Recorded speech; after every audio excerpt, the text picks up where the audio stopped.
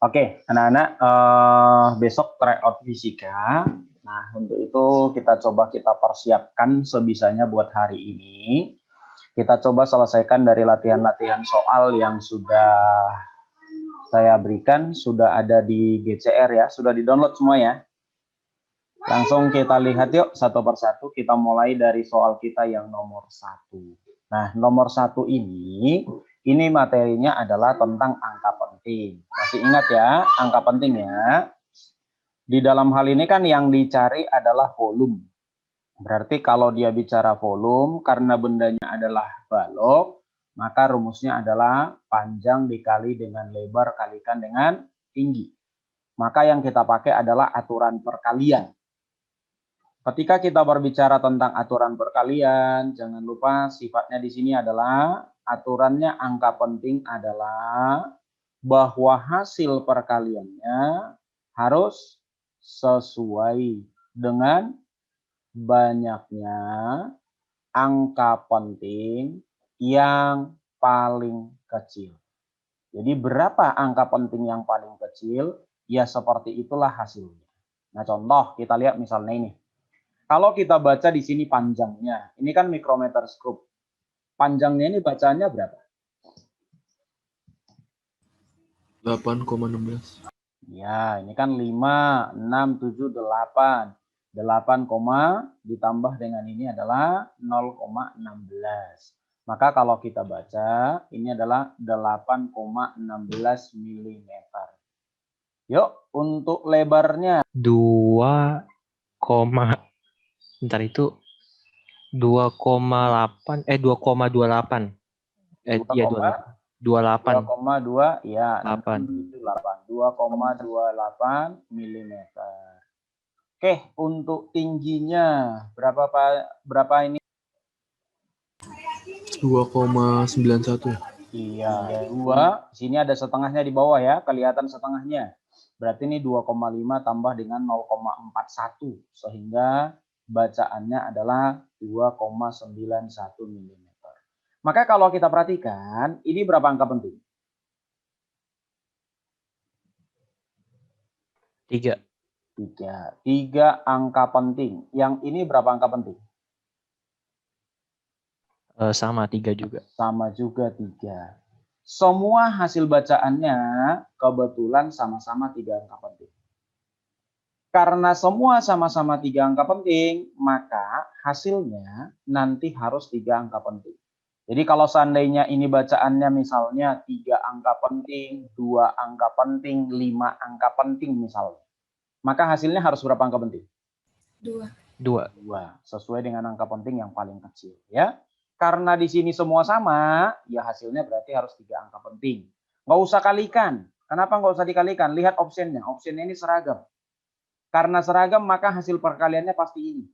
Berarti kalau hasil perkaliannya pasti ini, lalu dari sini kita lihat yuk, coba jadikan ini menjadi 3 angka penting. Berapa hasilnya kalau ini kita buat jadi 3 angka penting? 54,1. Iya, 54,1. Kenapa? Ini masih 3 yang dihilangkan ini. Karena masih 3, berarti dia masih di bawah 5, kita hilangkan saja. Kalau seandainya ini 54,16 misalnya, maka hasilnya jadi berapa?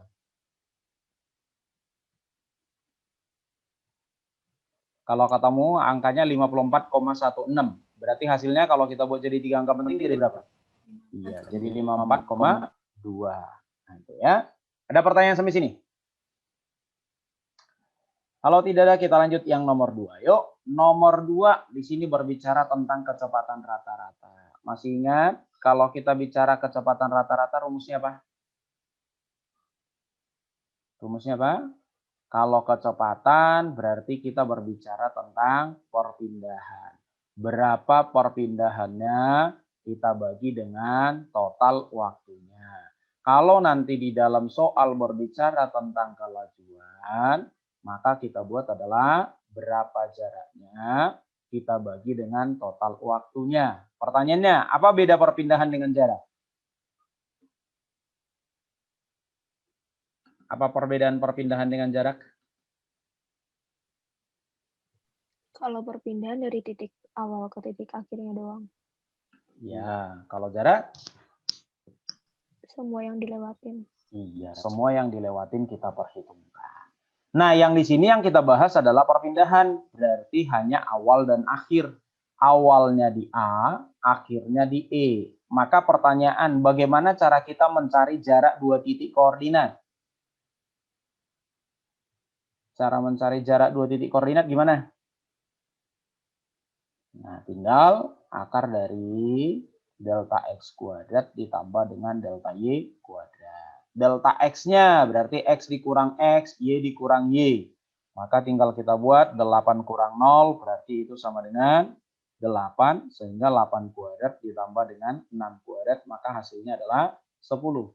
Karena sudah dapat perpindahannya 10, sehingga bisa kita buat kecepatan rata-ratanya adalah 10 dibagi. Total waktunya, kita lihat di sini ada 2, ditambah dengan 35, tambah dengan 5, 10, tambah dengan 10, berarti sama dengan 20 second.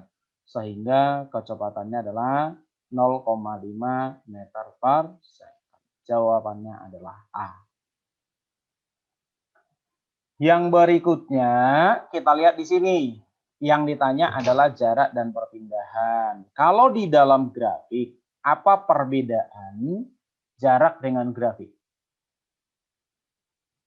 Kalau ada diketahui grafik, apa bedanya? Cara kita mencari jarak dengan perpindahan.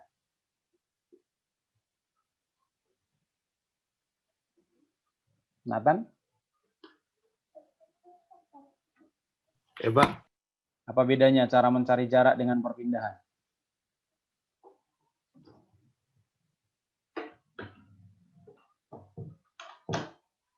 Ayo.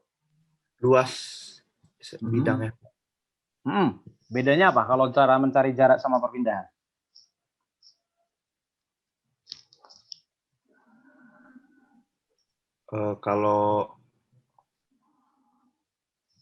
Kalau perpindahan dikurangin atas sama bawahnya, Pak. Iya.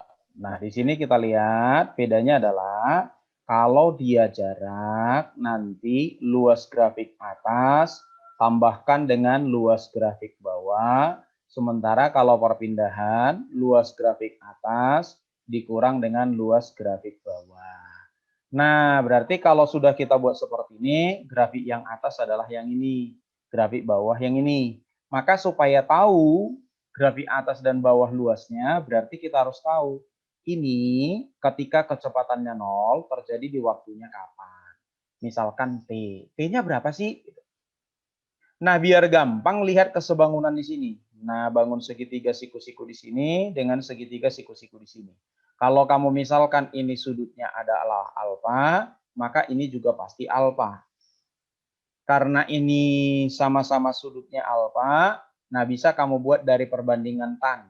Maka kalau kita buat perbandingan tan alfa sama dengan tan alfa. Yuk, kalau kita buat untuk segitiga siku-siku yang sebelah kiri, tan alfanya berapa? Apa tanda untuk segitiga siku-siku yang sebelah kiri? Rumus tan itu apa?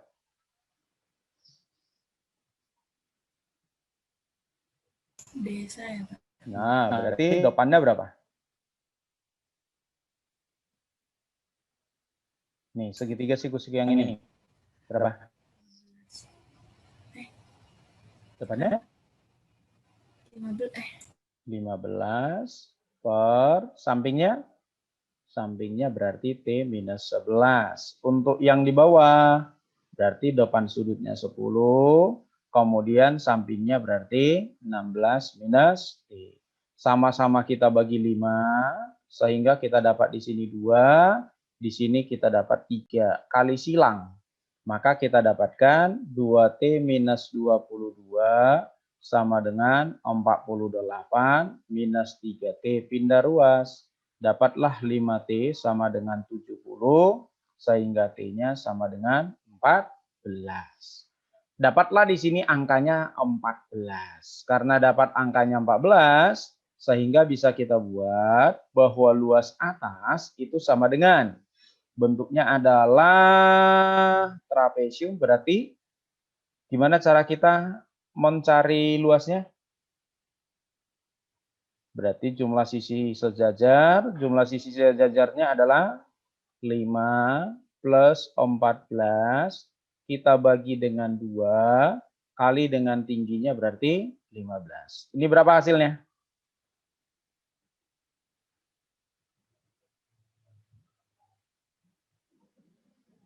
Berapa hasilnya?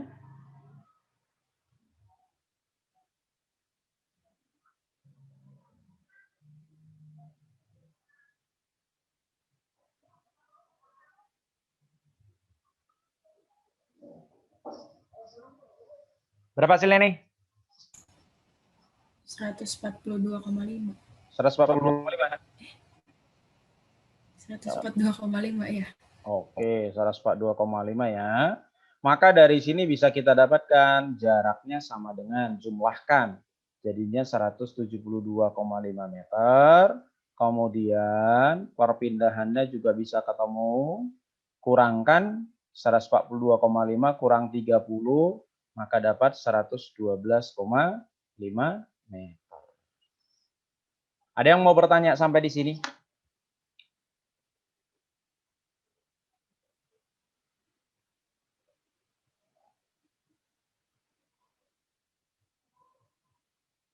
Ada pertanyaan? Tidak ada? Kita lanjut. Yang berikutnya, di sini kita berbicara tentang gerak parabola. Yuk, untuk gerak parabola, apa syarat untuk mencapai tinggi maksimum? Kalau dikatakan tinggi maksimum, syaratnya apa? Kecepatannya 0. Ya, syaratnya adalah kecepatan pada sumbu Y-nya berarti sama dengan 0. Maka kalau tinggi maksimum, syaratnya adalah kecepatan pada komponen sumbu Y sama dengan 0. Pertanyaannya, bagaimana cara kita mencari komponen kecepatan pada sumbu Y? Karena ada posisi, berarti turunkan. Yang kita turunkan apa? Posisi Y saja. Turunkan posisi Y terhadap waktu. Yang mana posisi Y? Kalau kita lihat dari sini, yang ada I-nya itu namanya adalah posisi pada X. Yang ada J-nya adalah posisi pada Y. Sehingga kalau kita turunkan, kita dapat komponen kecepatan pada sumbu Y sama dengan 6 minus 10T. Nah, kita buat tadi yang VY sama dengan 0 untuk mencapai tinggi maksimum. Sehingga dapat 6 minus 10 dikali dengan T sama dengan 0. Berarti dari sini ketemu waktu mencapai tinggi maksimum itu sama dengan 0,6 second. Yang kedua, ada di sini dikatakan mencapai jarak horizontal maksimum. Apa syarat mencapai jarak horizontal maksimum? Ayo. Syarat mencapai jarak horizontal maksimum adalah bendanya sudah sampai di tanah.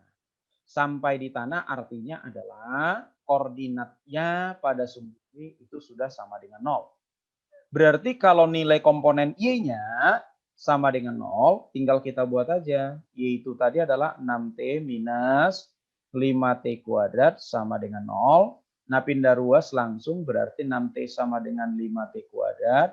T-nya habis 1, sehingga kita dapatkan nilai T-nya adalah 1,2 second.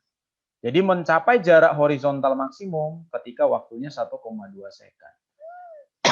Nah, kalau ditanya, tinggi maksimumnya berapa? Tinggi maksimum, ya masukkan ke rumus Y. Y-nya tadi adalah 6T minus 5T kuadrat. Waktunya berapa? Tinggi maksimum. Tinggi maksimum tadi waktunya adalah ini. Maka kita masukkan waktunya menjadi 6 dikali dengan 0,6 dikurang 5 kali 0,6 kuadrat. Sehingga kita dapatkan ini sama dengan 0,6 dikuadratin berarti 0,36 kali 5 1,8. Maka hasilnya 1,8 meter. Jarak mendatar maksimum. Namanya jarak mendatar berarti kita cari pakai rumus X. X-nya yang mana? X-nya tadi adalah 8T. Waktunya berapa? Nah, horizontal maksimum terjadi tadi ini. Maka masukkan T-nya kemari. menjadi 8 kali 1,2 sehingga ketemu 9,6 meter. Kalau tidak ada, kita lihat yang berikutnya. Yang berikutnya, di dalam hal ini ditanya adalah tegangan tali. Maka kalau kita berbicara tentang gerak melingkar, rumus yang kita pakai adalah hukum Newton pada gerak melingkar. Apa itu? Sigma F sama dengan M kali omega kuadrat dikali dengan R. Dengan catatan, gaya-gaya yang kita pakai di sini adalah hanya gaya-gaya yang sejajar dengan jari-jari. Nah, jari-jarinya yang mana? Ya, jari-jarinya yang ini. Berarti gaya yang kita pakai yang sejajar dengan ini. Gaya apa saja yang bekerja di sini? Gaya yang bekerja di sini ada dua. Yang pertama ada tegangan tali. Tegangan tali itu menjauhi benda. Ini benda yang diputar, jadi tegangan talinya menjauhi. Yang kedua adalah ada gaya berat. Gaya berat itu selalu ke bawah. Nah, karena ini diayunkannya horizontal, berarti tegangan talinya horizontal, MG-nya vertikal. Berarti ini saling tegak lurus. Ketika sudah kita tahu bahwa gaya yang kita pakai adalah gaya yang sejajar jari-jari, maka gaya ini dua kemungkinan. Bisa kemungkinannya positif, bisa kemungkinannya negatif. Positif apabila gaya yang bekerjanya adalah arahnya itu menuju ke pusat lingkaran. Bertanda minus apabila gayanya itu adalah menjauhi pusat lingkaran. Nih, kalau kita berbicara tentang gaya yang kita pakai di sini. Maka dari sini bisa kita perhatikan, gayanya ada dua, yang sudah sejajar jari-jari adalah tegangan tali. MG tegak lurus dengan jari-jari. Karena tegak lurus maka tidak mungkin bisa kita proyeksikan sejajar jari-jari. Kalau kita proyeksikan sudutnya 90 berarti MG cos 90 itu 0. Sehingga ini tidak bisa kita uraikan, kita proyeksikan sejajar jari-jari. Maka tidak kita pakai. Yang kita pakai berarti hanya tegangan tali. Tegangan talinya menuju ke pusat, maka tandanya plus. Masukkan ke jumlah gaya. Sehingga kita dapatkan tegangan talinya menjadi M kali omega kuadrat kali jari-jari. Nah, yang ditanya berapa perbandingan tegangan tali kalau misalkan talinya itu dijadikan 2 kali semula. Nah, tinggal kita bandingin aja. T1 banding T2 sama dengan M dikali omega kuadrat kali R1. M kali omega kuadrat kali dengan R2. Di dalam hal ini kita lihat nilai omeganya nggak berubah, masanya tidak berubah. Maka ini kita coret. Yang berubah apa? Jari-jarinya. Kenapa berubah jari-jarinya? Karena panjang talinya diubah. Kan panjang talinya yang menjadi jari-jari di sini. Keadaan pertama sebelum diubah, panjang talinya adalah L. Sesudah diubah, panjang talinya menjadi 2L. Sehingga ini kita habiskan, kita dapatkanlah T1 banding T2 adalah 1 banding 2. Sampai di sini ada yang mau bertanya?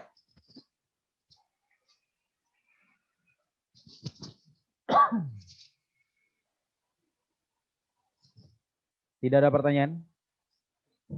Kita lanjut. Yang berikutnya di sini yang ditanya adalah perbandingan periode satelit mengelilingi planet. Nah, ini kita pakai dengan hukum Kepler yang ketiga. Apa hukum Kepler yang ketiga? Kalau kita bandingkan T1 per T2 pangkat 2 sama dengan nilai R1 per R2 pangkat 3. Kalau ini perbandingannya, berarti dari sini T itu sebanding dengan akar dari R pangkat 3. Dengan catatan, R di sini apa? R di sini adalah jarak dari satelit terhadap pusat planet. Ya. Jarak dari satelitnya terhadap pusat planetnya. Atau kalau planet, jarak dari planet terhadap pusat matahari. Sehingga kita perhatikan di dalam soal, yang diketahui adalah jarak satelit terhadap permukaan planet. Misalnya gini, kalau kita misalkan ini sebuah planet, jari-jari planetnya adalah R. Ada di sini sebuah satelit. Satelit ini jaraknya terhadap pusat adalah 4R. Maka R yang kita pakai di dalam rumus ini, untuk satelit pertama R-nya jadi berapa?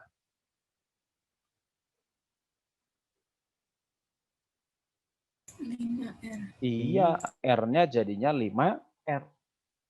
Karena yang diketahui terhadap permukaannya, dengan cara yang sama, maka akan kita dapatkan R2-nya adalah jadinya 17R, R3-nya itu jadinya sama dengan 10R.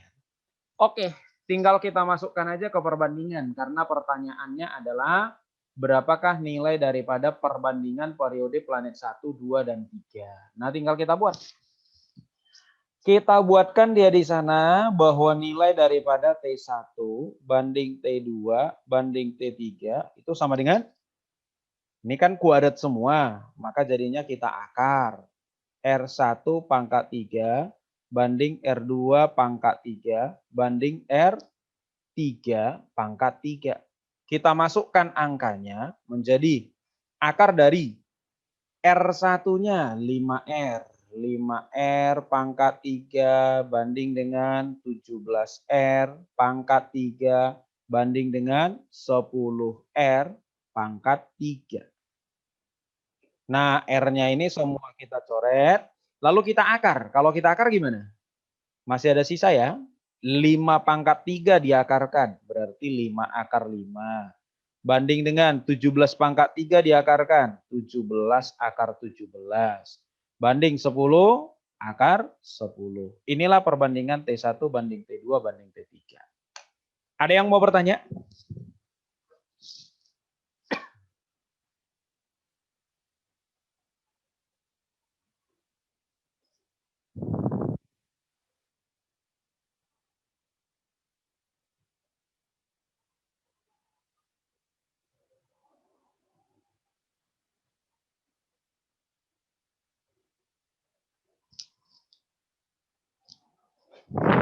Kalau tidak ada pertanyaan, kita lanjut. Materi kita di sini adalah tentang tumbukan. Kalau kita berbicara tentang tumbukan, maka rumus yang kita pakai di sini cuma ada 2 kemungkinan. Apa itu? Yang pertama adalah hukum kekekalan momentum. Hukum kekekalan momentum bunyinya adalah M1 kali V1 ditambah dengan M2 kali V2 sama dengan nilai M1 dikali V1 aksen ditambah dengan M2 dikali dengan V2 aksen. Yang kedua adalah koefisien restitusi. E sama dengan nilai daripada V1 aksen min V2 aksen per nilai V2 kurang V1. Perhatikan baik-baik menggunakan E-nya, lihat atas sama bawah beda ya. Sini V1 aksen min V2 aksen di bawah 2 min 1. Berkebalikan ya.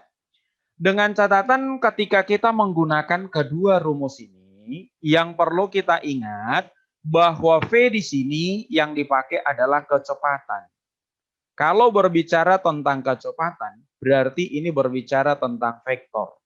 Maka kalau bicara tentang vektor, kita tidak boleh lupa yang namanya arah. Kita buat dua nilainya, bisa plus, bisa minus. Plus berarti seperti biasa, arahnya adalah ke kanan. Minus itu berarti arahnya adalah ke kiri. Bagaimana kalau di dalam soal tidak diketahui kiri dan kanan? Contoh, dibuat misalnya, 2 buah benda bergerak berlawanan arah dan bertumbukan. Gimana caranya? Nah, kalau seperti itu tidak dibuat arahnya, cuma disebutkan berlawanan arah, ya langsung kita misalkan aja. Karena kalau berlawanan arah pasti ada kiri dan kanannya. Misalkan aja benda 1 misalnya ke kanan, benda 2 ke kiri. Tidak masalah, ya. Atau sebaliknya boleh, benda 1 yang ke kiri, benda 2 yang ke kanan, tidak apa-apa, ya. Tidak masalah, yang penting selalu kita ingat arah kanan dan kirinya, plus dan minusnya. Nah, ketika sudah tahu ini, maka untuk soal kita yang ini Cukup kita gunakan hukum kekekalan momentumnya saja. Nah, hukum kekekalan momentum, rumusnya itu tadi ini, masukkan angkanya. Karena ini sudah dibuat arahnya ke kanan, berarti tandanya adalah plus. Ini juga arahnya ke kanan, berarti tandanya adalah plus. Kita masukkan, masanya sama, misalkan sama-sama M. Berarti M dikali 10 tambah dengan yang benda kedua, M dikali 0 sama dengan M dikali dengan V1 aksen tambah dengan M dikali dengan V2 aksennya setelah tumbukan adalah 8. Ruas kiri dan ruas kanan sama-sama bagi M. Maka M-nya habis. Setelah M-nya habis tinggal 10 sama dengan V aksen tambah 8. Maka dapat V1 aksennya adalah plus 2. Ya, 10 kurang 8, 2 ya. Karena ini plus, berarti tadi kita ambil yang plus itu adalah ke kanan. Sehingga ini arahnya adalah ke kanan. Bola pertamanya tadi bergerak ke kanan. Sekarang juga bergerak ke kanan. Sehingga bisa kita buat bahwa jawabannya itu adalah 2 meter per second searah dengan gerak semula. Ada yang mau bertanya sampai sini?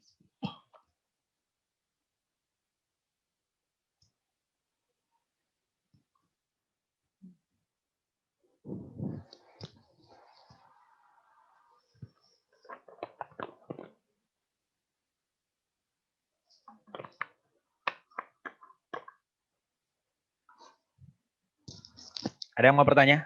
Tidak ada? Kita lanjut kalau tidak ada pertanyaan. Nah, di sini untuk soal kita yang ini, di sini yang terjadi adalah perubahan apa? Ada perubahan daripada energi potensial pegas berubah menjadi energi potensial. Ya. Energi potensial pegas rumusnya adalah setengah K kali dengan delta X kuadrat, sementara energi potensial adalah M kali G kali H. Masukin aja, berarti setengah kali konstantanya diketahui adalah 50.000 Newton. Dikali dengan delta X-nya 25 cm. Berarti kita ubah ke dalam meter, 25 kali 10 minus 2. Kuadratkan. 25 kalau kita kuadratkan 625, 10 pangkat minus 2 dikuadratin 10 pangkat minus 4. Sama dengan massa anaknya 50, G10, tingginya terpantul oleh trampolinnya berapa, itu yang dicari.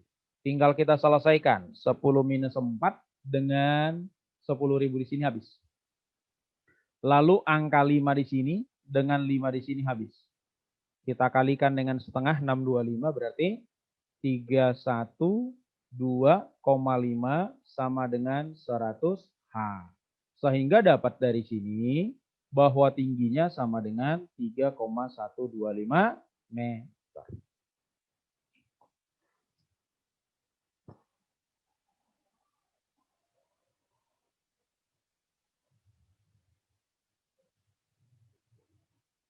Ada pertanyaan sampai di sini? Tidak ada pertanyaan?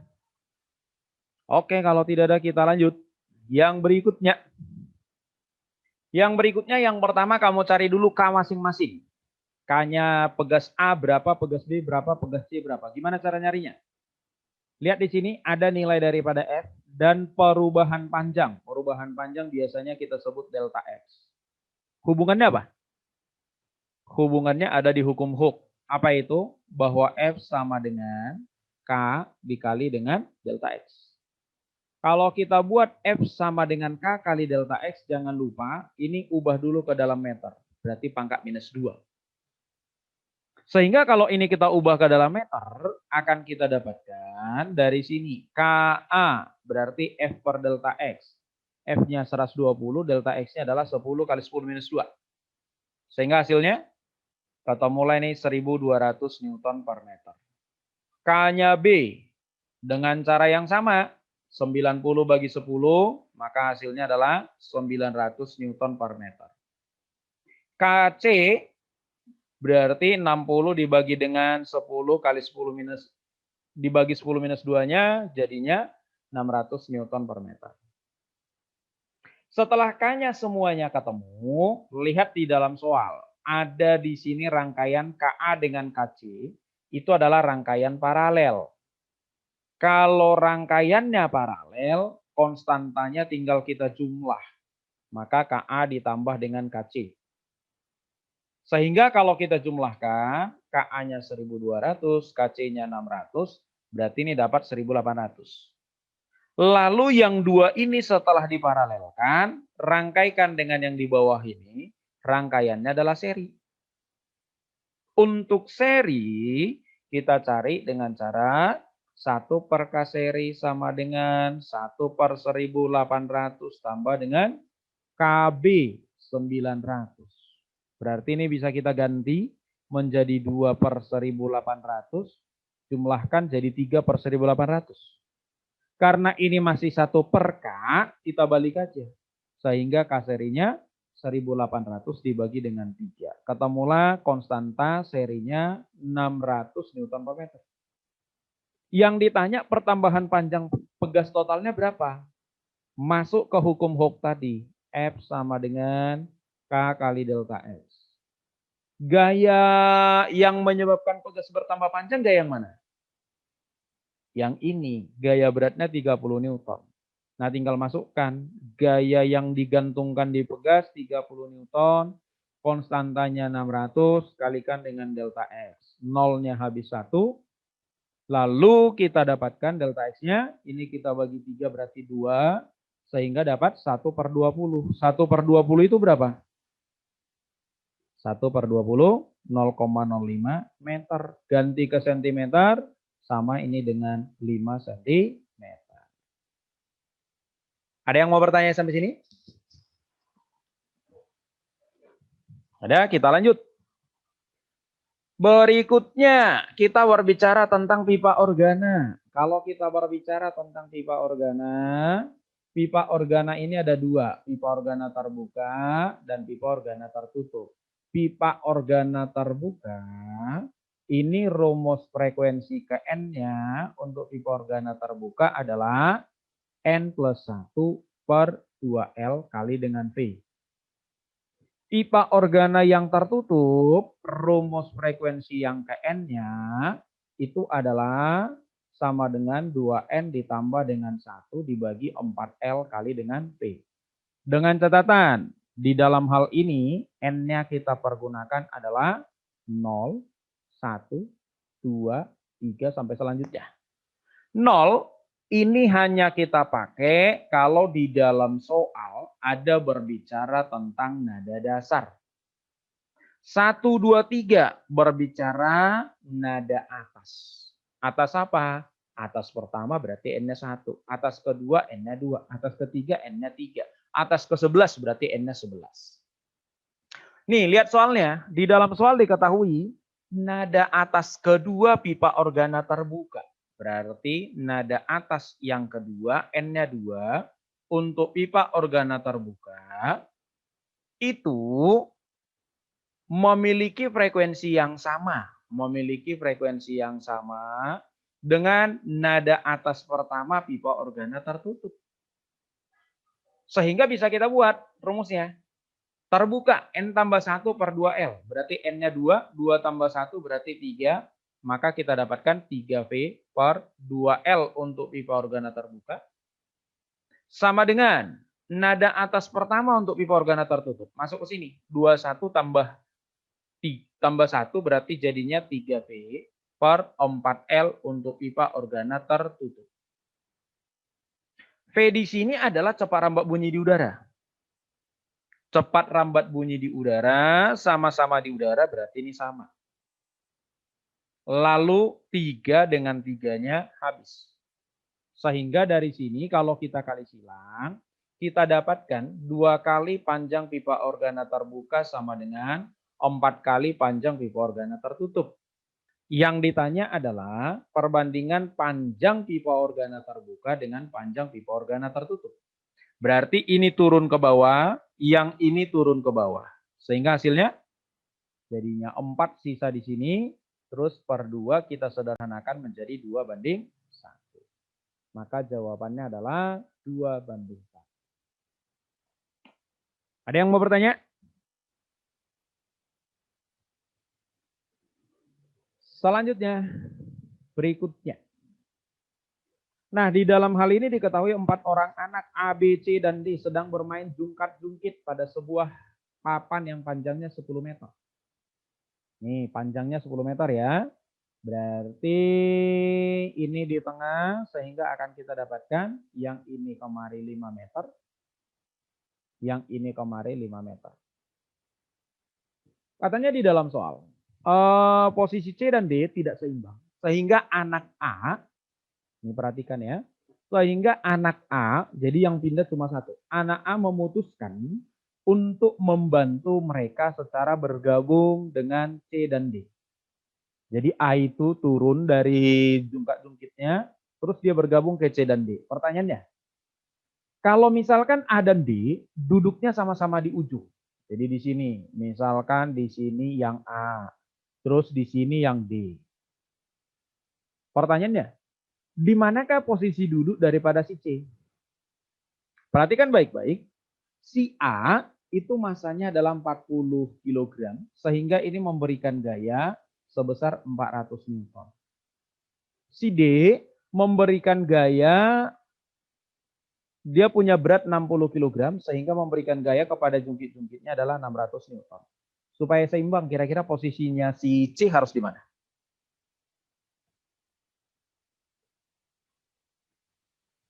Harus di mana posisi C supaya seimbang? Nah, supaya seimbang ya harus posisinya di sebelah kiri.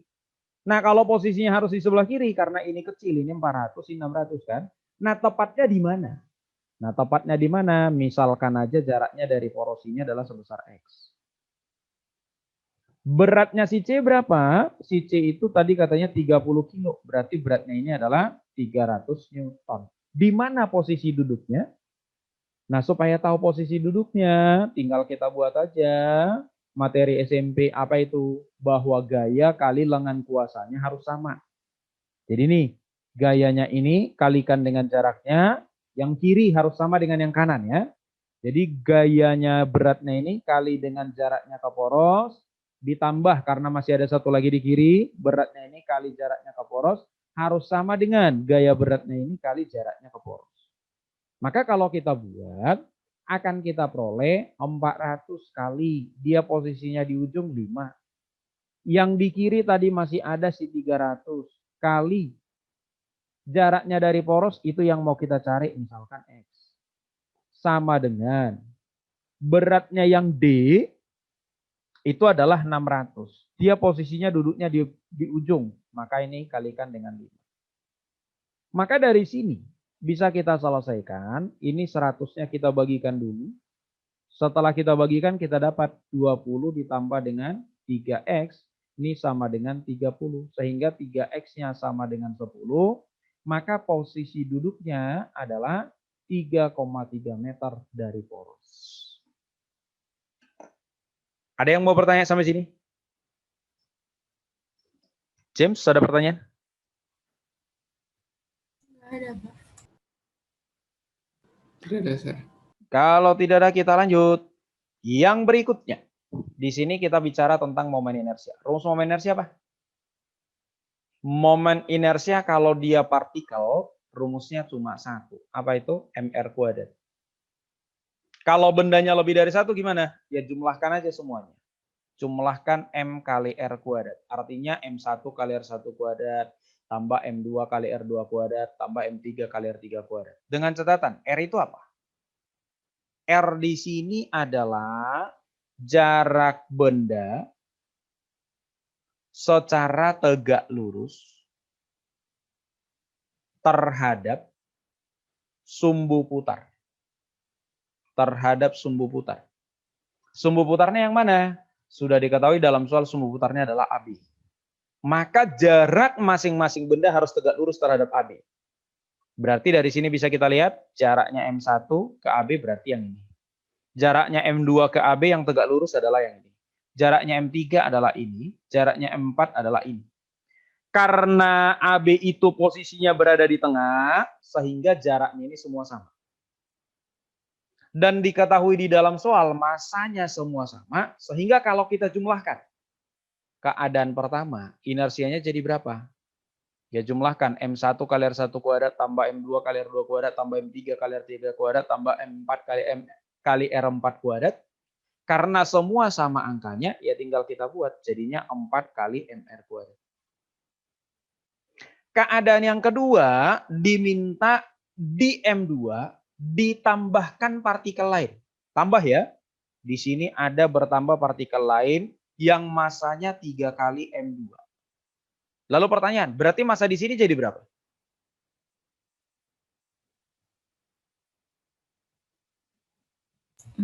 M. 4M2.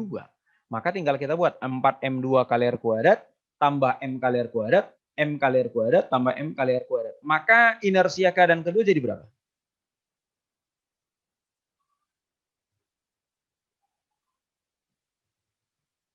Jadi berapa? Jadi 7M R kuadrat. Karena sudah dapat jadi 7MR kuadrat, maka coret MR kuadratnya. Sehingga bisa kita dapatkan I1 banding I2 itu menjadi sama dengan 4 banding 7. Maka jawabannya adalah C.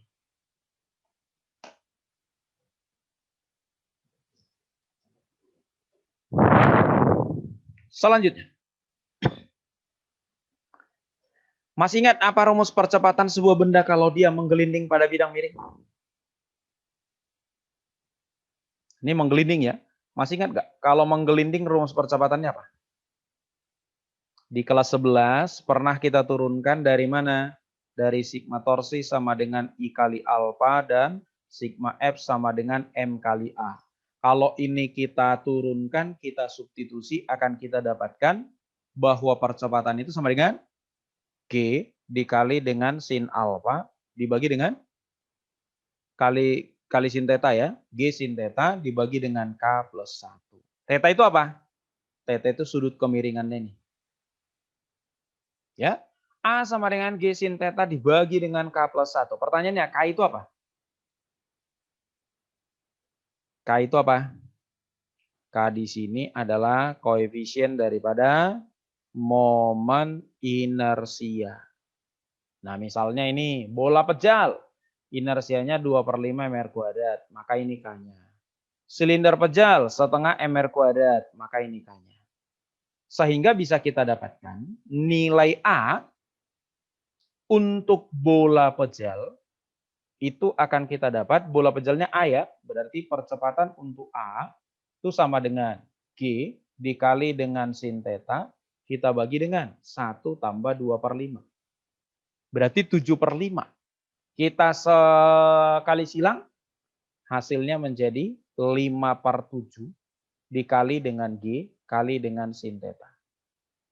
Percepatan untuk bola B, benda B, maka kita dapat G dikali dengan sin theta dibagi dengan 1 plus K-nya tadi setengah. Berarti 3/2. Kalau kita bagikan dengan 3/2, maka kita dapatkan 2/3 G kali sin theta. Nah pertanyaannya, mana lebih besar? 5/7 atau 2/3?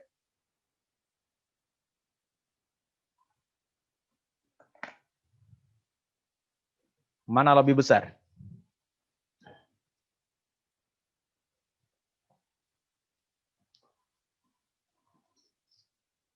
Lima per 7, Sir. 5/7. Oke. Kalau 5/7 lebih besar, sudah pasti di sini percepatan si A lebih besar daripada percepatan si B. Kalau percepatan A lebih besar daripada percepatan B, lalu pertanyaannya, resultan momen gayanya mana yang lebih besar? Turunkan yuk, resultan momen gaya. Resultan momen gaya itu rumusnya apa? Rumusnya adalah I kali dengan alfa. I itu momen inersia, rumusnya apa? K M kali R kuadrat. K itu tadi apa? Koefisiennya. Jadi bisa beda-beda ya, karena tergantung kepada bendanya. Nah, K kali MR kuadrat. Alfa itu apa? Alfa itu adalah A per R. Maka bisa kita selesaikan, ini kemarin habis. Dari sini bisa kita lihat, dikatakan di dalam soal, bahwa kedua bendanya itu memiliki massa dan jari-jari yang sama. Massa dan jari-jarinya sama ya. Kan dapatlah kita buat bahwa jumlah torsinya adalah K dikali M kalikan dengan R kali dengan A. Ini sama. Maka torsinya tergantung kepada K dan A. Sehingga kalau kita turunkan, akan kita dapatkan yuk, jumlah torsinya menjadi sama dengan, untuk benda A. Berarti K-nya apa? K-nya 2/5. Kali dengan A-nya. Angka di depan A-nya. 5/7. Ini habis. Berarti torsinya adalah 2/7. Untuk sigma torsi si B. K dikali M kali A. K-nya itu tadi adalah setengah. A-nya 2/3. 2/3. Maka dari sini kita selesaikan 2-nya habis. Berarti ini 1/3. Oke, mana lebih besar? 2/7 atau 1/3? 1/3 bukan. 1/3. Berarti dari sini ketemu bahwa torsinya B lebih besar daripada torsinya A. Jawabannya? Oh ya, ini yang 5-nya harusnya 1-nya kebalik ya. Nah ini, nggak sama antara nomor 4 dan nomor 5. Sehingga jawabannya adalah 1 dan 5. Oke, kita lanjut. Yang berikutnya di sini. Ditanya pergeseran titik beratnya. Nah, sekarang kita lihat. Kalau bangun yang ini titik beratnya di mana? Di mana titik beratnya? Iya, titik beratnya di tengahnya ya. Berarti kalau kita perhatikan ini di tengahnya, maka kondisinya setengah A ya. Oke, yuk. Kalau yang ini ada segitiga di sini, ada segitiga di sini. Titik beratnya di mana? Nih, titik berat gabungannya di mana yuk kalau untuk sumbu Y? Kalau untuk sumbu Y pasti tidak berubah. Tetap di sini titik beratnya. Kenapa tidak berubah untuk sumbu Y? Karena kepotongan di tengah. Iya, karena simetri lipatnya untuk sumbu Y pas di tengah ini. Yang berubah itu adalah di sumbu X. Maka kita bagi menjadi 2. Ini bangun pertama, ini bangun kedua. Kalau di sumbu X, titik beratnya ini di mana posisinya? Ini di mana posisinya? Di mana? Segitiga siku-siku, kita ukur dari siku-sikunya adalah 1/3 dari sisinya. Berarti ini 1/3 sisinya ini adalah A, ini 1/3 A, ini juga adalah 1/3 A. Perhatikan, ini segitiganya luasnya sama. X-nya sama-sama 1/3. Maka kalau kita gabung juga pasti tidak berubah. Karena rumus X itu apa? A1 kali X1 ditambah dengan A2 kali X2 dibagi dengan A1 tambah A2. A-nya ini sama dengan ini. X-nya juga sama. Berarti ini bilangan yang sama dengan ini kita jumlah jadi kali 2. Ini bilangan yang sama kita jumlah jadi kali 2. Jadi 2 dan 2-nya habis, A dengan A-nya habis, maka X-nya pasti sama dengan nilai X1 maupun X2-nya. Sehingga titik beratnya yang ini, X-nya itu posisinya adalah di 1/3 A. Kalau yang ini, X-nya di posisinya di berapa? Setengah. Di setengah A. Berarti pergeserannya ini berapa? Berapa pergeserannya? Ya tinggal kita kurangkan. Namanya pergeseran ya kan? Berarti tinggal kita buat X2 dikurang X1. X2-nya berarti, atau X1 kurang X2 nggak masalah. Jadi kita buat misalnya setengah A dikurang 1/3 A. Maka hasilnya kita buat ke per 6, jadinya 3 kurang 2, maka pergeserannya adalah 1/6 A. Jawabannya ini. Ada yang mau bertanya? Kita lanjut kalau tidak ada pertanyaan. Di sini perhatikan baik-baik. Mula-mula balok A yang masanya M dimasukkan ke dalam zat cair dan balok A terapung 1/3 bagian berada di atas permukaan zat cair. Di atas balok A kemudian diletakkan sebuah balok sehingga balok A tepat tercelup seluruhnya. Gimana cara nyarinya? Cara nyarinya gini. Yang pertama kamu lakukan cari dulu massa jenis zat cair. Gimana cara kita mencari massa jenis zat cair? Nah, di dalam hal ini jangan lupa kalau dia terapung, Nah, kalau terapung berarti gaya Archimedes itu sama dengan beratnya. Beratnya itu kan cuma satu, cuma beratnya si A di sini. Gaya Archimedes apa rumusnya? Massa jenis zat cair kali dengan apa? Volume bendanya. Volume benda yang tercelup ya.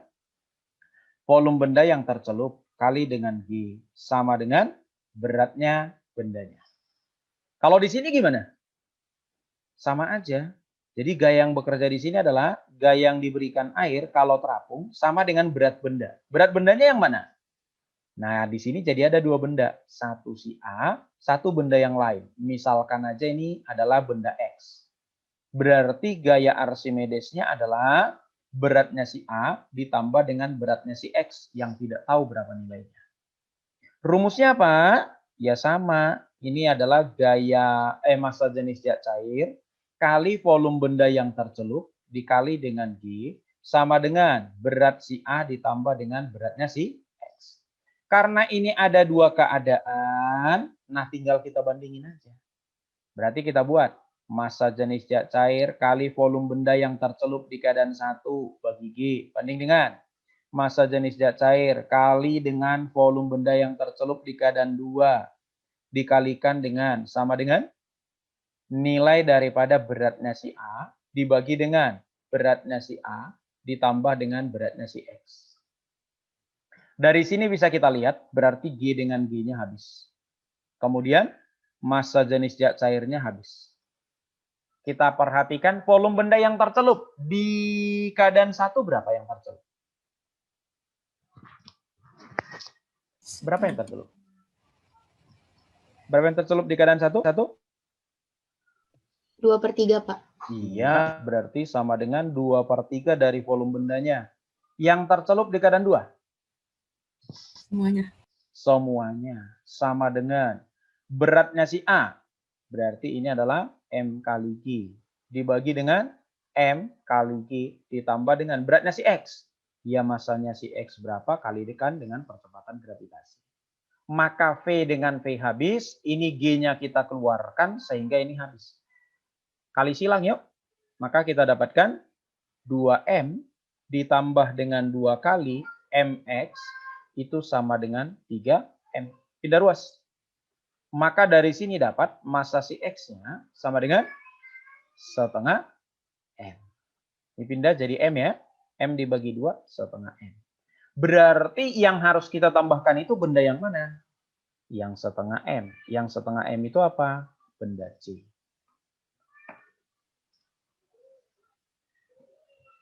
Ada yang mau bertanya sampai di sini?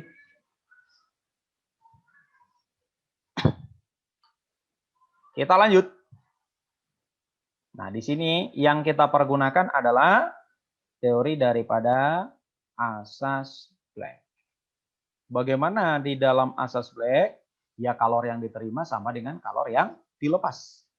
Kalau kalor yang diterima sama dengan kalor yang dilepas. Pertanyaannya, yang menerima kalor siapa? Siapa yang menerima kalor? Yang pertama adalah S. Terus siapa lagi? Ternyata di sini gelas berisi air 40 kemudian dimasukkan 40 gram S. Oh, berarti yang menerima kalor hanya S. Yang melepas kalor siapa? Yang melepas kalor adalah air. Hanya air? Tidak. Apalagi? Karena pertama kali yang berada di dalam gelas itu adalah air, berarti gelasnya juga dia melepas kalor. Karena gelasnya itu punya kapasitas kalor. Sehingga yang melepas kalor itu adalah ada 2, air ditambahkan dengan gelas. Karena ada 2, maka tinggal kita jabarkan. Kalor yang diterima S dipergunakan untuk perubahan apa? Karena suhu S-nya sudah 0, maka pertama dipergunakan untuk melebur. Sehingga M kali L. Apakah hanya melebur? Tidak. Sesudah S-nya semua menjadi air, maka dia akan berubah suhunya. Sehingga menjadi MC delta T. Sama dengan Air terjadi perubahan apa? Hanya perubahan suhu, MC kali delta T. Kalau gelas, gelasnya juga hanya perubahan suhu. Rumusnya apa? Punya kapasitas kalor, maka kapasitas kalor dikali dengan perubahan suhu. Perubahan suhunya dari berapa ke berapa? Nah, kita gambar. Kalau si S ini perubahan suhunya dari berapa ke berapa? Si S ini berubah suhunya dari 0 menjadi T. Kalau si air dan gelas,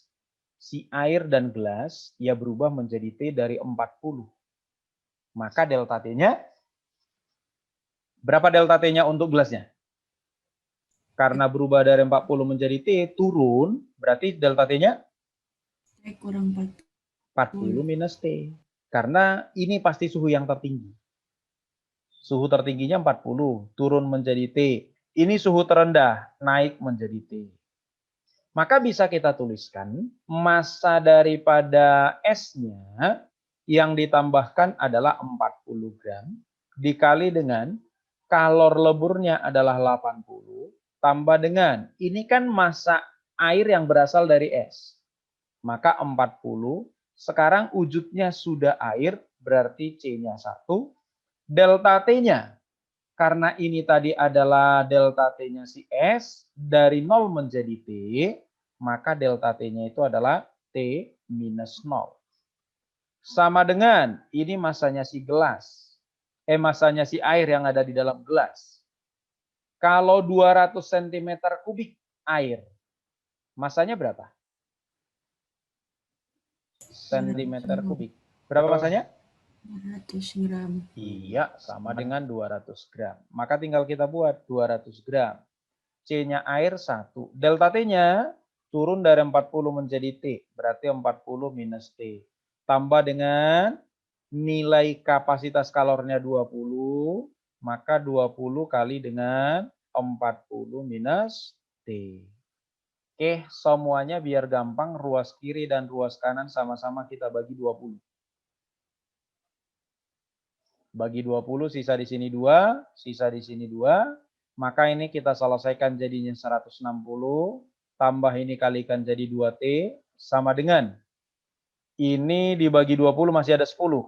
Berarti 400 dikurang dengan 10T.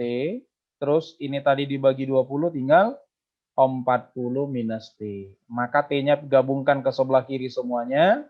Ini 11, jadinya 13T. 280. 280. Oh iya, sorry. Salah. 280 dibagi dengan 13. Berarti 28. Mendekati 28 berarti D ya? 21. Ya. Oh iya, sorry.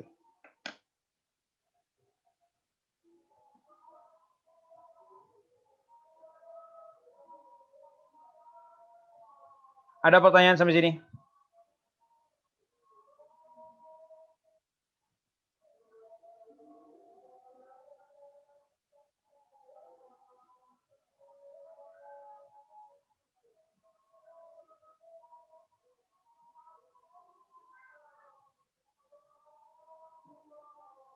Berikutnya. Oke, ini kan cuma disuruh menggambar ya. Nah, karena disuruh menggambar ya tinggal kita buat aja grafiknya. Grafiknya tadi adalah, ini kita buat tekanan, berarti P. Kemudian yang ini adalah volume. Pertama-tama katanya volumenya menyusut. Berarti volumenya berkurang, berarti ke kiri. Pada tekanan tetap. Jadi karena tekanannya tetap berarti dia itu mendatar.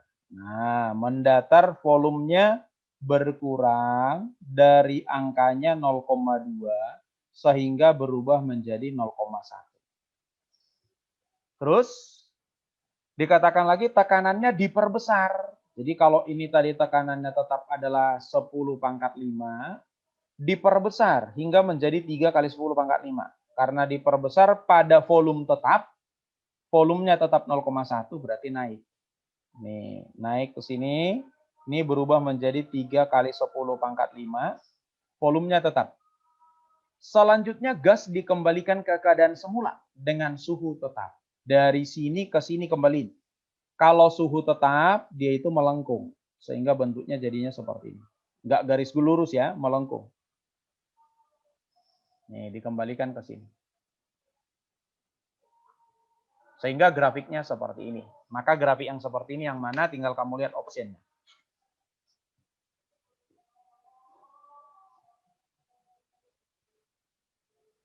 Selanjutnya. Bila amplitudo gelombang dan kecepatan sudut dilipat gandakan. Amplitudo dilipat gandakan. Karena amplitudo dilipat gandakan, maka ini nanti berubah jadi 4. Kecepatan sudut dilipat gandakan. Kecepatan sudut hubungannya kemana? Kecepatan sudut kan sama dengan 2pi per t. Maka dari sini bisa kita buat periodenya sama dengan 2pi per omega. Sehingga kalau ini berubah menjadi 2 kali semula, maka periodenya berubah menjadi berapa? Berarti periode yang kedua berubah menjadi setengah. Karena jadi per 2 kan? Maka karena periodenya berubah menjadi setengah, periode itu kan yang ini. Maka yang ini jadi setengahnya dari 1. Maka ini jadi 0,5, ini jadi 0,25, ini berarti menjadi 0,75, ini berarti jadi 1. Maka grafiknya jadi seperti ini. Tinggal kamu lihat optionnya yang mana yang seperti itu.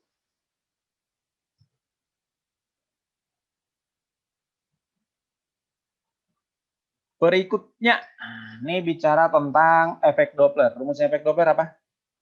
Masih ingat?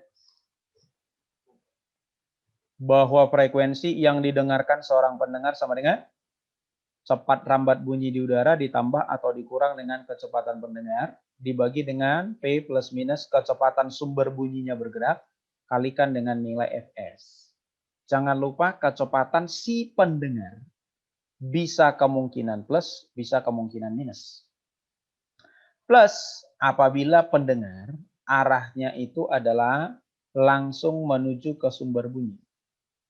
Minus berarti kalau P-nya itu adalah menjauhi sumber bunyi. Kecepatan sumber bunyi ini juga 2 kemungkinan, bisa plus, bisa minus. Plus kapan? Plus apabila sumber bunyinya bergeraknya itu adalah menjauhi si pendengar. Minus apabila si sumber bunyinya bergeraknya adalah mendekati si pendengar.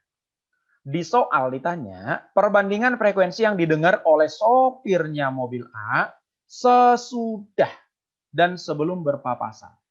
Sesudah dan sebelum berpapasan. Ya. Jadi tadinya gini, ini mobil A bergerak ke sini. Ini mobil B bergerak ke sini. Ini sebelum berpapasan.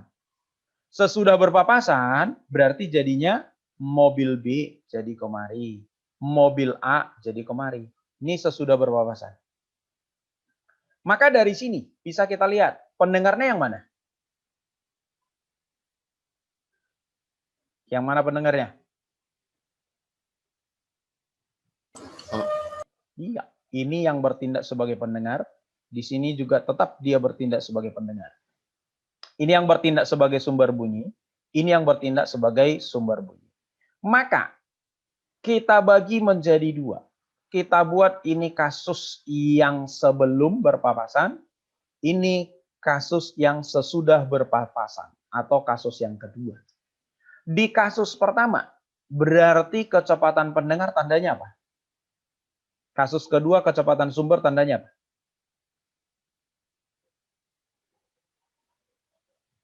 Apa tandanya? Nah, di kasus yang pertama, tandanya adalah kecepatan pendengarnya. Pendengar menuju langsung ke sumber bunyi, berarti plus. Sumber bunyi menuju langsung ke pendengar, berarti kasus yang pertama ini adalah minus.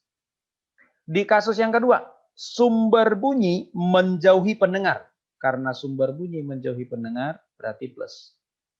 Pendengar menjauhi sumber bunyi, maka kasus ini PP-nya adalah minus. Yang diminta dalam soal, bandingkanlah frekuensi yang didengar sesudah berpapasan dengan sebelum. Nah, tinggal masuk.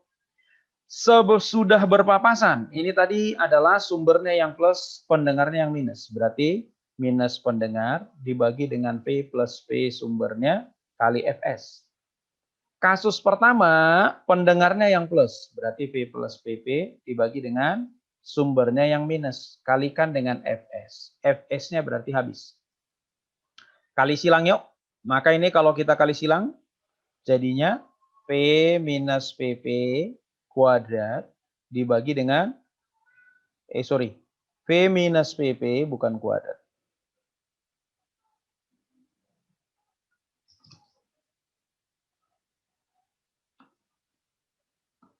Nih, berarti kalau kita selesaikan, akan kita dapatkan bahwa nilai daripada P minus PP, mana sih itu?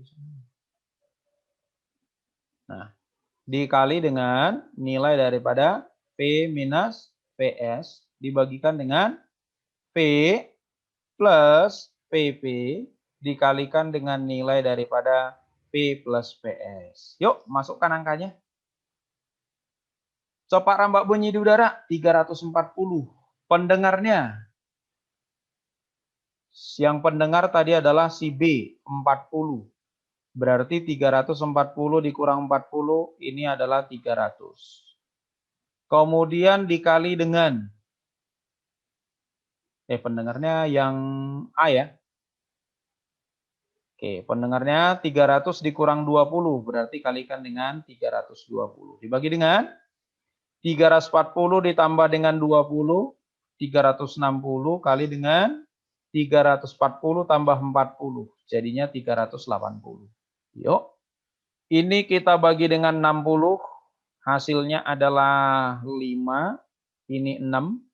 Kemudian yang ini sama-sama kita bagi dengan 2. Berarti ini kalau kita bagi 2 jadi 16, ini 19. Ini kita bagi lagi dengan 2, ini jadi 8, ini jadi 3. Yuk, kalau kita kalikan jadi berapa?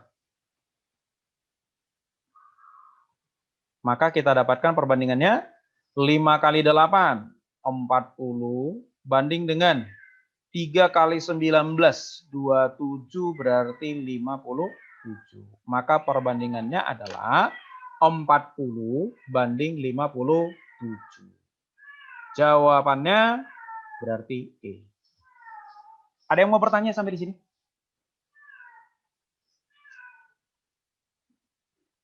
Tidak ada pertanyaan? Kita lanjut ya, kalau tidak ada ya. Oke, kalau tidak ada pertanyaan lanjut dengan yang berikutnya. Yang ditanya di dalam soal ini adalah berapakah energi yang tersimpan pada C1? Biar gampang gini. Kalau ditanya energi pada C3 ini, biar gampang adalah coba kamu cari P-nya masing-masing. Gimana caranya? Misalkan kamu buat di sini V1, di sini V2, di sini V3. Bandingkan saja langsung. P1 banding P2 banding P3 sama dengan apa? Kalau dia ke C, perbandingannya 1 per C di keadaan pertama banding 1 per C di keadaan kedua banding 1 per C di keadaan ketiga. Berapa C di keadaan 1? Ini rangkaiannya adalah paralel. Kalau paralel, nilai daripada C itu tinggal kita jumlahkan. Jadinya C1 tambah C2. Maka kalau kita jumlahkan C1 tambah C2 sama-sama 10. Maka ini hasilnya 1 per 20 banding keadaan kedua hanya C3 10. Keadaan yang ketiga juga kita paralelkan berarti 1 per 20. Semuanya dikali 20 yuk. Berarti jadinya 1 banding 2 banding 1. Maka dapat V keadaan kedua. V keadaan kedua jadi berapa? Pembandingnya 2. Dibagi dengan totalnya 1 tambah 2 tambah 1, 4. Kalikan dengan P sumbernya 12. Maka ini jadi setengah kali 12 ketemulah 6 volt. Kalau sudah ketemu V di sini 6 volt, maka energinya gimana? Ya energinya kita buat setengah C kali dengan P kuadrat. Sehingga kita dapatkan setengah C-nya adalah 10 mikro, biarin aja. P-nya adalah 6, kita kuadratin jadi 36. Jadinya berapa ini? Jadinya 180. Karena ini tadi mikro, maka ini juga mikrojoule. Jawabannya berarti adalah C. Gimana kalau ditanya di C1? Sama aja. Kalau di C1 jangan lupa C1 dan C2 paralel. Kalau paralel berarti V-nya sama. V-nya berapa? Ambil dari pembanding ini. 1 dibandingkan dengan totalnya 4. Berarti 1/4 kali 12. Maka di sini ketemu 3 volt. Di sini 3 volt. Di sini tadi 6 volt. Maka kalau kita totalkan berapa? 3 tambah 6 tambah 3 adalah 12. Ini kalau kita mau mencari nilai daripada V, lalu itu kita gunakan untuk mencari energi. Ada pertanyaan sampai sini? Lanjut. Oke, kita lanjut yang berikutnya. Yang ditanya di dalam hal ini adalah perbesaran. Yuk, kalau kita berbicara tentang mikroskop, nanti kemungkinan yang ditanya cuma 2. Yang pertama adalah bisa ditanya perbesaran mikroskopnya berapa. Kalau ditanya perbesaran mikroskop, tinggal kamu buat M sama dengan perbesaran objektif kalikan dengan perbesaran okuler. Kalau kita kalikan perbesaran objektif dengan okuler, dengan catatan cari dulu masing-masing. Pertama cari dulu perbesaran objektif. Perbesaran objektif kita cari dengan cara bandingkan jarak bayangan lensa objektif dengan jarak bendanya. M okuler ini kita cari seperti mencari perbesaran loop. Nanti lihat pengamatannya ada 2. Yang pertama bisa pengamatan tanpa akomodasi atau akomodasi minimum. Yang kedua ada perbesaran maksimum atau dinamakan dengan akomodasi maksimum. Kalau tanpa akomodasi, perbesaran okuler kita buat dengan rumus titik dekatnya berapa bagi dengan fokus okuler. Kalau akomodasi maksimum, maka kita cari dengan rumus titik dekat dibagi dengan fokus okuler tambah 1. Yang kedua, bisa nanti yang ditanya adalah panjang daripada mikroskop. Kalau panjang mikroskop ditanya, tinggal buat dengan cara S aksen objektif tambah dengan S okuler. S aksen objektif dapat dari mana? Ya dari rumus 1/FOB sama dengan 1/SOB tambah 1/S aksen OB. Apa itu SOB? SOB itu adalah jarak benda ke lensa objektifnya. S aksen OB, jarak bayangan lensa objektifnya terhadap lensa objektifnya. Lalu gimana cara mencari S okuler? Nah, kalau kita mau mencari nilai S okuler, nanti perhatikan pengamatannya. Yang pertama bisa pengamatan tanpa akomodasi. Kalau tanpa akomodasi, maka S okuler sama dengan fokus okulernya.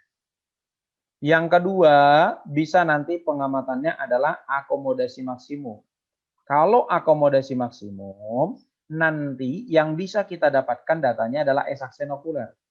S aksen okuler sama dengan minus titik dekat. Sehingga S okulernya cari dari rumus 1/FOK sama dengan 1/SOK plus 1/S aksen OK. FOK-nya ada, S aksennya ada, masukkan bisa ketemu nilai SOK-nya. Nah, kalau sudah ketemu ini, tinggal lihat di soalnya. Diketahui fokus 1 cm dan 5 cm.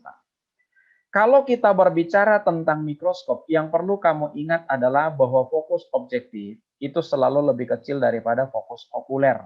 Sehingga bisa kita ambil kesimpulan, yang ini FOB, yang ini adalah FOK. Kemudian diketahui di sini, benda diletakkan, maka ini adalah SOB-nya. Karena SOB-nya ada, yang pertama kamu cari adalah S aksennya. Sehingga bisa kita buat 1/FOB sama dengan 1/SOB ditambah dengan 1/S aksen OB. Maka kita buat FOB-nya tadi 1, SOB-nya 1,5 tambah dengan 1/S aksen OB. Samakan penyebut pindah ruas. 1,5/1,5. 1,5 kurang 1, 0,5. Kita balik. Maka S aksen OB-nya adalah 1,5 dibagi 0,5. Dapat 3 cm. Karena sudah dapat S aksen OB 3 cm, tinggal masuk ke rumus ini. Ke rumus perbesaran yang M sama dengan MOB kali MOK. MOB-nya tadi berarti S-aksen. 3 per SOB-nya 2. MOK-nya. Karena dia adalah akomodasi maksimum, di sini perbesaran maksimum, artinya akomodasi maksimum berarti pakai ini. Titik dekatnya mata normal 25, bagi fokus okulernya tadi 5, kemudian kita tambah dengan 1. Maka 25 dibagi 55, tambah 1 jadi 6. Kemudian yang ini, SOB-nya tadi 1,5 ya, bukan 2 ya. 1,5. Berarti ini 3 dibagi 1,5, 2. 2 dikali 6, maka ketemu sama dengan 12 kali. Ada yang mau bertanya sampai sini? Ada pertanyaan? Tidak ada? Berikutnya, kita bicara efisiensi. Efisiensi apa rumusnya? Efisiensi mesin Carnot, rumusnya. Yang pertama bisa kita buat dari rumus W per Q1. W itu apa? Kerja. Q1 itu apa? Kalor yang diserap. Yang diserap ya.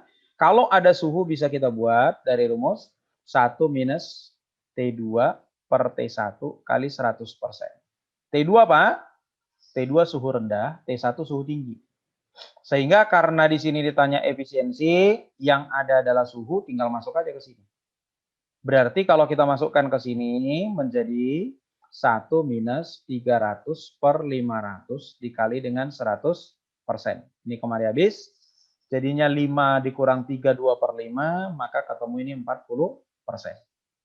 Karena sudah dapat 40%, lalu pertanyaannya berapa nilai daripada usaha? Usaha masukkan lagi ke rumus efisiensi yang sini. B-nya kita dapat efisiensi sama dengan W per Q1. Kalau dalam persentase berarti harus kita kali 100% ya. Efisiensinya sudah ketemu 40%. Kerjanya ditanya, menyerap kalor. Berarti ini Q1. Q1-nya berarti 600 kali dengan 100%. Maka dari sini kita selesaikan persen dengan persen habis. Dapatlah kerjanya adalah 240 Joule. Ada yang mau bertanya sampai sini? Tidak ada pertanyaan? Berikut ditanya di sini besar gaya kolom pada titik P. Masih ingat? Perhatikan kalau dia sejenis berarti tolak menolak. Maka gayanya di sini ada. Misalkan ini muatan 1, ini muatan 2, ini muatan 3, berarti ini ada F12. Ini juga sejenis, berarti tolak menolak. Ada ke sini, namanya adalah F13. Karena F12 dan F13 adalah tegak lurus, maka tinggal kita goraskan. F resultan adalah akar dari F12 kuadrat tambah dengan F13 kuadrat. Cari masing-masing. Apa rumusnya? F12 berarti K kali Q1 kali Q2 per R kuadrat. Nilai K-nya 9 kali 10 pangkat 9. Nilai Q1-nya. Q1-nya adalah 1 mikrokolom, berarti 10 pangkat minus 6. Kemudian Q2. Q2-nya 6 mikrokolom. 6 kali 10 pangkat minus 6. Dibagi dengan R-nya 3. Dikuadratin jadi 9 kali 10 pangkat minus 4. 9 dengan 9 habis, sisa berarti 6, ini kemari 12, kemari jadi minus 3, kemari jadi minus 1. Maka ini jadi 0,6. Dengan cara yang sama, cari F13. Berarti K kali Q1 kali Q3. 9 kali 10 pangkat 9. Q1-nya 10 pangkat minus 6. Q3-nya 8 kali 10 pangkat minus 6. Dibagi R-nya. 4 dikuadratin jadi 16 ya. Kali 10 pangkat minus 4. Lalu kita selesaikan. Yang ini kemari sisa 2. Ya. Nah kalau sudah sisa 2. Lalu ini kemari 12. Kemari minus 8. Kemari sisa 1. Sorry ini. 12. Kemari 8. Sisa 1. Oh bukan 0,6. Ini jadi 60 ya. 60 Newton. Yang ini 12, sisa 8 kemari berarti hasilnya adalah 90. Dibagi 2, maka ini ketemu 45 Newton. Tinggal Pitagorasinya. Berarti kalau kita Pitagoraskan, F resultannya adalah akar dari 60 kuadrat tambah dengan 45 kuadrat. Berarti kalau ini sudah kita selesaikan, berapa hasilnya? 34. Dibagi 3, 15. Bagi 4, 15. Berarti 5 kali 15. Maka ketemu 75 Newton. Ada pertanyaan sampai di sini? Halo? Nggak ada, Pak.